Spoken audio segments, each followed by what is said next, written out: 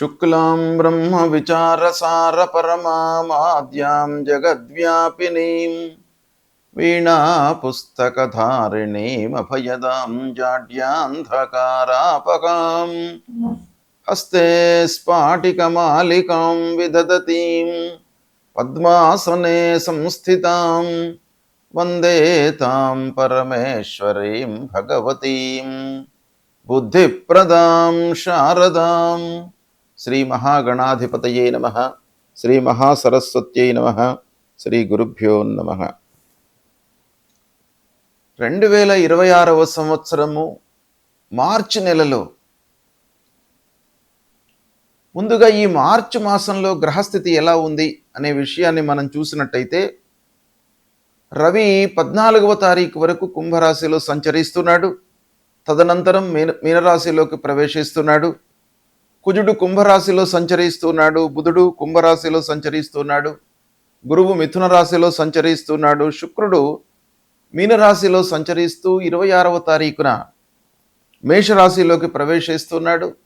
శని మీనరాశిలో సంచరిస్తున్నాడు. రాహువు కుంభరాశిలో, కేతువు సింహరాశిలో సంచరిస్తున్నారు. ఈ విధంగా గ్రహస్థితి ఉంది. అయితే ఈ గ్రహస్థితి మూలకంగా మీనరాశిలో జన్మించినటువంటి పురుషులకు మార్చి మాసంలో గోచార ఫలితాలు ఎలా ఉన్నాయో తెలుసుకుందాం. ఈ మార్చి మాసంలో ఉన్నటువంటి గ్రహస్థితిని దృష్టిలో పెట్టుకున్నట్టయితే, ఆ గ్రహాల యొక్క సంచారము, స్థానాలు, వాటి యొక్క కారకత్వాలు, ఇచ్చేటువంటి ఫలితాలు, వీటిపై మనము సామూహికంగా, అంటే అన్ని గ్రహాల యొక్క ఫలితాలను మనము క్రోడీకరించి చూసినట్టయితే ఈ నెలలో చాలా మంచి జరిగేటువంటి అవకాశాలు కనబడుతున్నాయి. ఒక రకంగా ప్రధానమైనటువంటి గ్రహాల యొక్క స్థితి ప్రతికూలంగా ఉన్నప్పటికీ తాత్కాలికమైనటువంటి గ్రహాల యొక్క అనుకూలత ఉంది.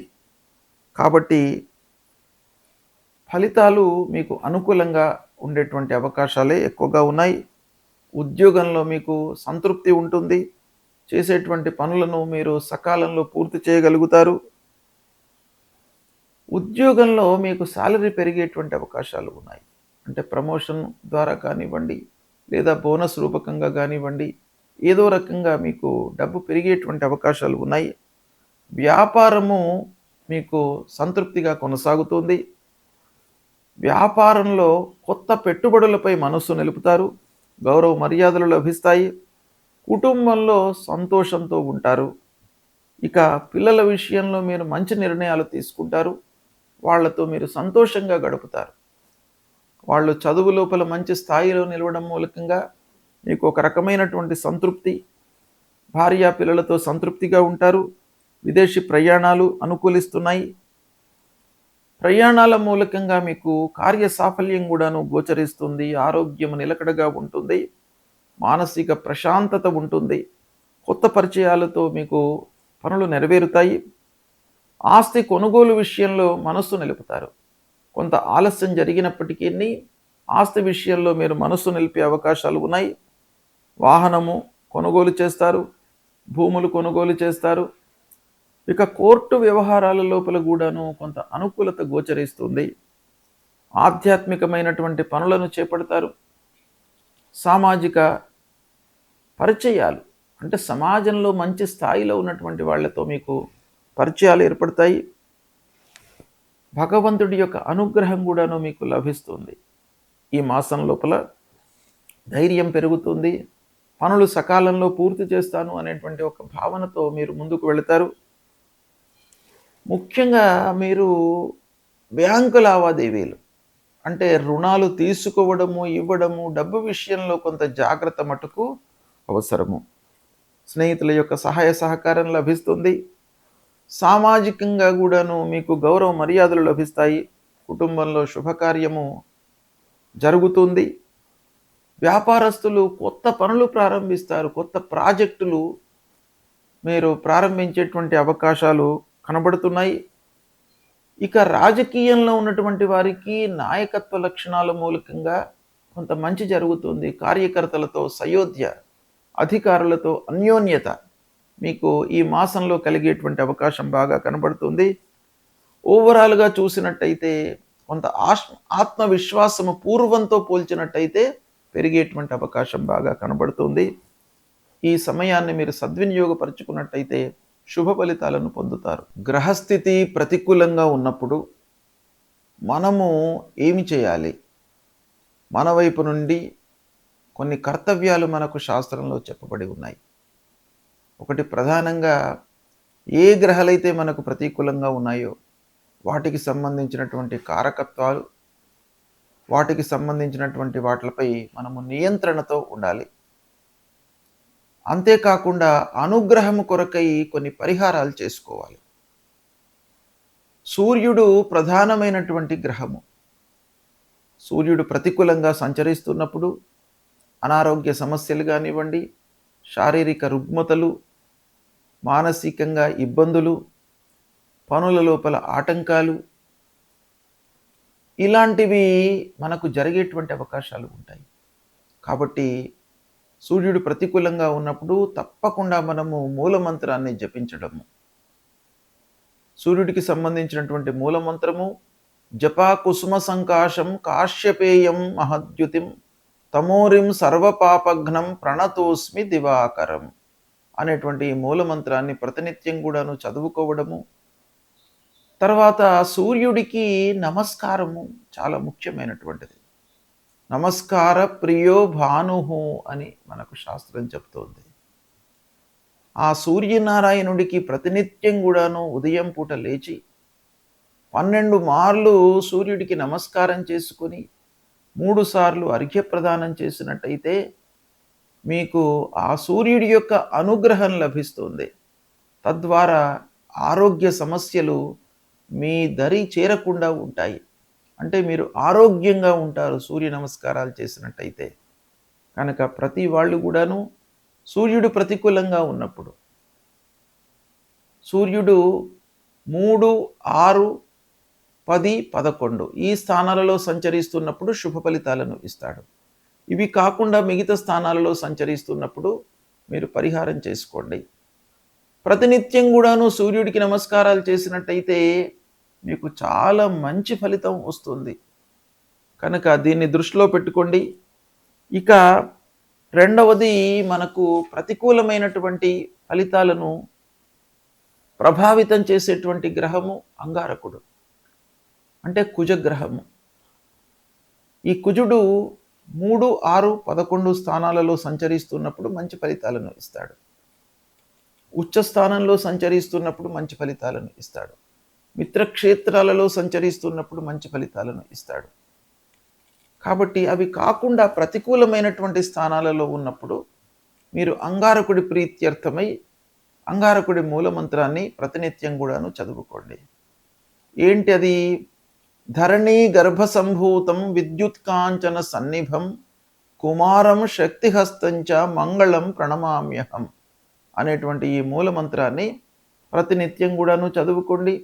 సుబ్రహ్మణ్య స్వామిని కొలవండి. సుబ్రహ్మణ్య స్వామి దేవాలయానికి వెళ్ళండి. సుబ్రహ్మణ్య స్వామి దేవాలయానికి వెళ్ళి ఆ భగవంతుడి యొక్క అనుగ్రహాన్ని పొందినట్టయితే మీ లోపల ధైర్యము, ఆత్మవిశ్వాసం పెరుగుతుంది. ధైర్యము, సాహసము, ఆత్మవిశ్వాసం అనేటువంటిది చాలా ముఖ్యమైనటువంటిది. పనుల లోపల మనకు విజయం చేకూర్చడానికి ఆత్మవిశ్వాసం చాలా ముఖ్యమైనటువంటి పాత్రను పోషిస్తుంది. కాబట్టి అది మీకు సుబ్రహ్మణ్య స్వామిని కొలవడం మూలకంగా వస్తుంది. కాబట్టి సుబ్రహ్మణ్య స్వామి దేవాలయానికి వెళ్ళండి.